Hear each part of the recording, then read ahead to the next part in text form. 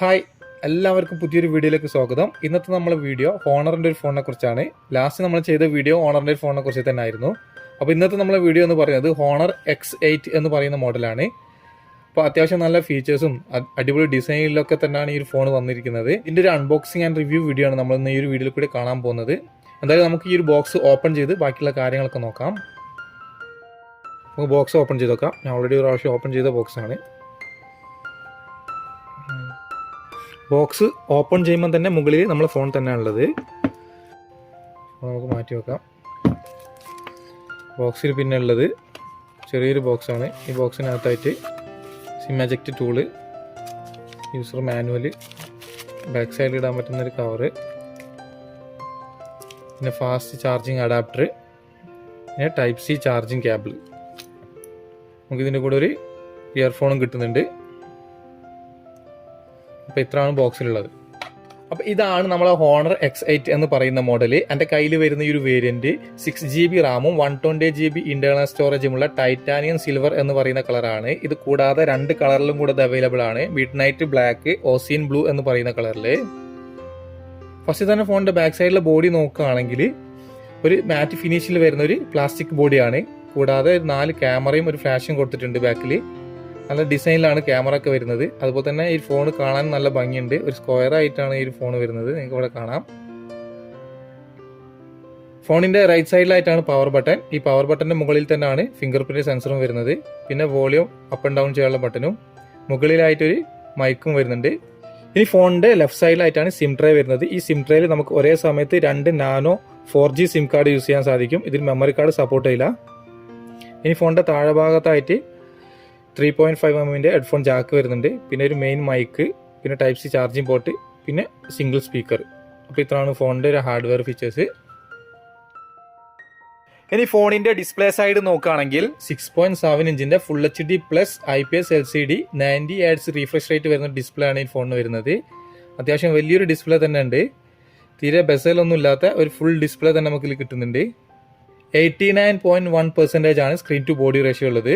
അതുപോലെ തന്നെ 391 ppi ആണ് ഡിസ്പ്ലേ ഡെൻസിറ്റിയും വരുന്നത്. അപ്പോൾ ഇതിൽ വീഡിയോ ഒക്കെ കാണുന്ന സമയത്ത് നല്ല അടിപൊളി ക്വാളിറ്റിയിൽ തന്നെ കാണാൻ സാധിക്കുന്നുണ്ട്. ഇനി ഫോണിൽ വരുന്ന ഓപ്പറേറ്റിംഗ് സിസ്റ്റം നോക്കുകയാണെങ്കിൽ ആൻഡ്രോയിഡ് 11 മാജിക് UI 4.2 ആണുള്ളത്.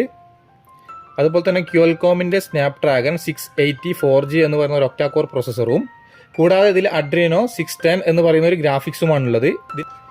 ഈ ഒരു പ്രോസസ്സറും GPU ഒക്കെ തന്നെ നമ്മൾ ഇതിന് മുമ്പ് ചെയ്തിട്ടുള്ള ഹോണർ X9 ഏകദേശം സെയിം പ്രോസസ്സറും GPU ഒക്കെ തന്നെയാണ് ഇതിലും കിട്ടുന്നത്. ഇനി ഇതിൽ 6GB റാമും 128GB ഇന്റർണൽ സ്റ്റോറേജ് ആണ് വരുന്നത്. അതുപോലെ തന്നെ ഈ 6GB + 2GB നമുക്ക് എക്സ്പാൻഷൻ ആയിട്ട് കിട്ടുന്നുണ്ട്. ഇതിൽ റാം ടർബോ ടെക്നോളജി എന്ന് പറയുന്ന ഓപ്ഷൻ വരുന്നത് കൊണ്ട്.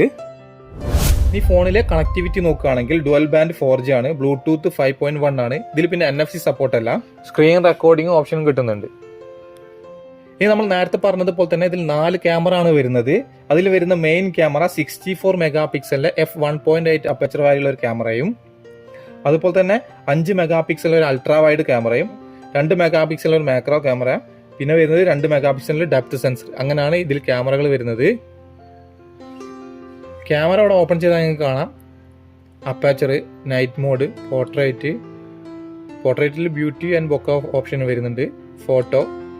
ഫോട്ടോയിൽ നമുക്ക് AIയും അതുപോലെ തന്നെ ഫിൽറ്റർ ഓപ്ഷൻ വരുന്നുണ്ട്. മാക്സിമം സൂം ചെയ്യാൻ പറ്റുന്നത് 8x വരെ തന്നെ. പിന്നെ വീഡിയോയിൽ ബ്യൂട്ടി ഓപ്ഷൻ വരുന്നുണ്ട്. 8x വരെ തന്നെ സൂം ചെയ്യാൻ പറ്റുന്നത്. വീഡിയോയിൽ മാക്സിമം എടുക്കാൻ പറ്റുന്ന റെസൊല്യൂഷൻ ഫുൾ HDയിൽ 30 ഫ്രെയിം/സെക്കൻഡിൽ മാത്രമാണ്. ഇതിൽ 4K സപ്പോർട്ടില്ല. മോഡ് എന്ന് പറഞ്ഞ ഓപ്ഷനിൽ പോയി കഴിഞ്ഞാൽ pro mode, panorama, HDR, time lapse, stickers, super macros എന്ന് പറഞ്ഞുള്ള ഓപ്ഷൻസുകളാണ് ഇതിലുള്ളത്. ഇനി ഈ ഫോണിന്റെ ക്യാമറയിൽ എടുത്തിട്ടുള്ള കുറച്ച് ഫോട്ടോ സാമ്പിൾസ് നമുക്ക് നോക്കി നോക്കാം.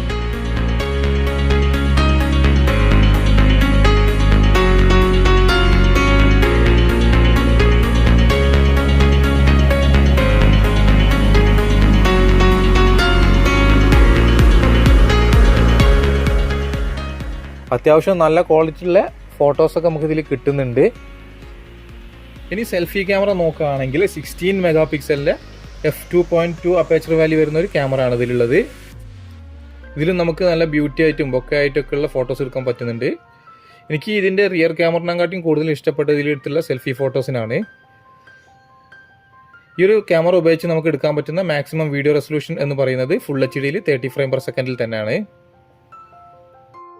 ഇനി ഫോണിൽ വരുന്ന സെക്യൂരിറ്റി ലോക്ക് എന്ന് പറയുന്നത് ഫിംഗർ പ്രിന്റ് സെൻസറും അതുപോലെ തന്നെ ഫേസ് ലോക്കുമാണ്. അപ്പോൾ ഫിംഗർ ഒന്ന് നമുക്ക് ടെസ്റ്റ് ചെയ്ത് നോക്കാം. നേരത്തെ നമ്മൾ പറഞ്ഞതുപോലെ തന്നെ സൈഡ് മൗണ്ട് ഫിംഗർ പ്രിന്റ് സെൻസറാണ് ഇതിന് വരുന്നത്.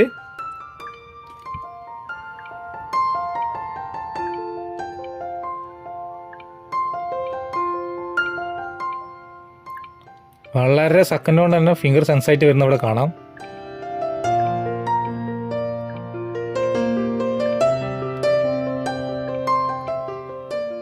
ഇനി നമുക്ക് ഫേസ് ലോക്ക് ഒന്ന് ടെസ്റ്റ് ചെയ്ത് നോക്കാം എത്രമാത്രം സ്പീഡ് ഉണ്ടെന്ന്.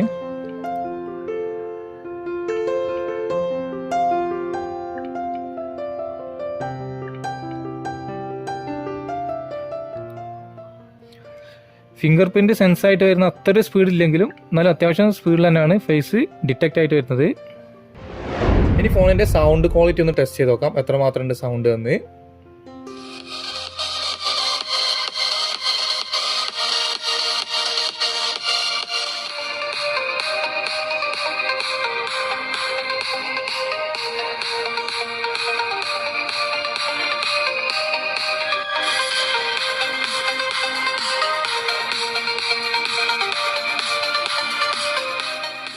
അപ്പോൾ ഒരു ആവറേജ് സൗണ്ടാണ് ഇതിലും നമുക്ക് കിട്ടുന്നത്. ഓണർ X9 നമ്മൾ റിവ്യൂ ചെയ്ത സമയത്ത് അത്രയൊക്കെ തന്നെ ക്വാളിറ്റി ഉള്ളൂ ഇതിൻ്റെ ഒരു സ്പീക്കറിലും കിട്ടുന്നത്. വലിയ ലൗഡൊന്നല്ല, എന്നാലും ഒരു ആവറേജ് സൗണ്ട് ക്വാളിറ്റി നമുക്ക് ഇതിൽ കിട്ടുന്നുണ്ട്. സിംഗിൾ സ്പീക്കറാണ് ഇതിൽ വരുന്നത്. ഇനി ഫോണിന്റെ ബാറ്ററി സൈഡ് നോക്കുകയാണെങ്കിൽ 4000 mAh ഒരു ബാറ്ററി കപ്പാസിറ്റിയാണ്. ഇത് ചാർജ് ചെയ്യാൻ വേണ്ടിയിട്ട് ഒരു ഫാസ്റ്റ് ചാർജറും ഫോണിന്റെ കൂടെ വരുന്നുണ്ട്. 22.5 വാട്ടിൻ്റെതാണ്. ഒരു ദിവസമൊക്കെ ഈസി ആയിട്ട് കിട്ടുന്ന ഒരു ബാറ്ററിയാണ് ഇതിൽ വരുന്നതും. ഇനി ഈ ഒരു ഫോണിന്റെ പ്രൈസ് നോക്കുകയാണെങ്കിൽ UAE വരുന്നത് 899 ദിറംസ് ആണ് 6GB ആൻഡ് 128GB. അപ്പോൾ ഈ ഒരു പ്രൈസ് റേഞ്ചിൽ കിട്ടാവുന്ന നല്ലൊരു ഫോൺ തന്നെയാണ്. അത്യാവശ്യം വേണ്ട ഫീച്ചേഴ്സുകളൊക്കെ ഇൻക്ലൂഡ് ചെയ്തിട്ട് വന്നിട്ടുള്ള നല്ലൊരു ഫോൺ തന്നെയാണ്. നല്ല ഡിസൈനാണ്, അത്യാവശ്യം തരക്കേടില്ലാതെ ക്യാമറ ക്വാളിറ്റി കിട്ടുന്നുണ്ട്.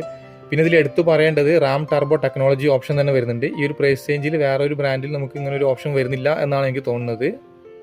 അപ്പോൾ ഇത്രയാണ് നമ്മൾ ഹോണർ X8 എന്ന് പറയുന്ന മോഡലിന്റെ അൺബോക്സിംഗ് ആൻഡ് റിവ്യൂ വീഡിയോ ഇഷ്ടപ്പെട്ടിട്ടുണ്ടെങ്കിൽ ലൈക്ക് ചെയ്യുക, ഷെയർ ചെയ്യുക, കമന്റ് ചെയ്യുക. ഇതുവരെ ചാനൽ സബ്സ്ക്രൈബ് ചെയ്യാത്തവരുണ്ടെങ്കിൽ എത്രയും പെട്ടെന്ന് തന്നെ സബ്സ്ക്രൈബ് ചെയ്ത് സപ്പോർട്ട് ചെയ്യുക. അപ്പോൾ പുതിയൊരു വീഡിയോ ആയിട്ട് കാണുന്നത് വരെ ബൈ.